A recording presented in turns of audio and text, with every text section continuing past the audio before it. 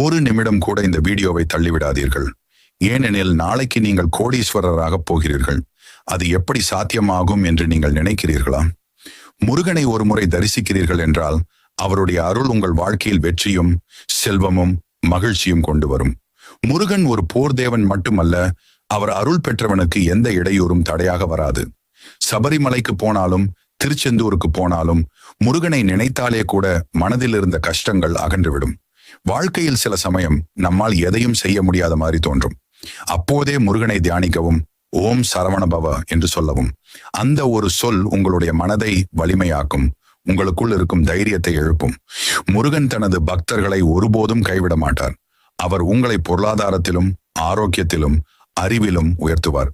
நீங்கள் நினைத்த சிறிய விருப்பங்கள் மட்டுமல்ல, பெரிய கனவுகளையும் முருகன் நிறைவேற்றுவார். நாளை உங்களுக்கு நல்ல வேலை கிடைக்குமா? வியாபாரம் வெற்றி பெறுமா? குடும்பத்தில்